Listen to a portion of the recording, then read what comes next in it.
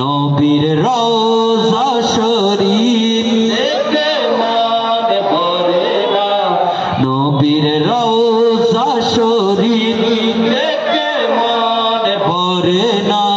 দিদার দাও গো শাহে মদিনা, জালি মুবারক দেখিলে এক নজর নূরেতে ঝলমল করবে ভিতর। বলেন জালি মুবারক দেখিলে এক নজর নূরেতে ঝলমল করবে ভিতর।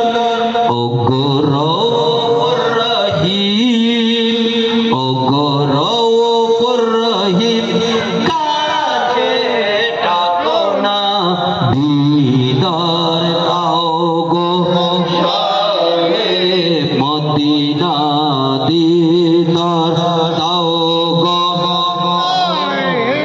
যে সিদ্দিক আকবর প্রসঙ্গে আল্লাহর নবী একবার বলেছিলেন, হযরতে মা আয়েশা সিদ্দিকা বলেন, 14 তারিখের চাঁদনি রাত আল্লাহর নবী আমার কোলের মধ্যে বিশ্রাম নিচ্ছেন, আকাশের তারকারাজির দিকে তাকিয়েছিলেন। আমি বলেছিলাম, ওগো আল্লাহর রাসূল, স্বামী বলে সম্বোধন করেন নাই, আমরা নবীকে বড় ভাই বলে সম্বোধন করি, আমরা নবীকে অনেক তুচ্ছ তাচ্ছিল্য ভাষায় কথা বলি। দেখেন আল্লাহর নবীদের স্ত্রীদের শান মান দেখেন, নবীর সাথে কিভাবে আদবের সাথে কথা বলছেন, নবীকে কিভাবে আহ্বান করছেন। অথচ আল্লাহ সেই স্ত্রীদের শানে বলেছেন, ইয়া নিসা নবিয়্যে লাস্তুন্না কা আহাদিম মিনান নিসা, হে নবীদের স্ত্রীরা, তোমরা হলে মুসলমানদের মা, ইন হুন্না ইল্লা উম্মাহাতুল মুসলিমিন, তোমরা অন্যান্য নারীদের মতো নয়।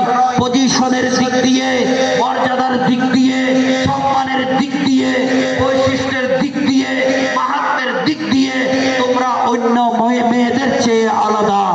আর আয়েশা সিদ্দিকা নবীকে স্বামী বলেন নাই, বলেন ইয়া রাসূলুল্লাহ, আকাশের মধ্যে অগণিত তারকারাজি, এই তারকারাজির চেয়ে বেশি নেকি করেছেন, আপনার উম্মতের মাঝে কোনো উম্মত আছে কিনা? চিৎকার দিয়ে বলেন সুবহানাল্লাহ।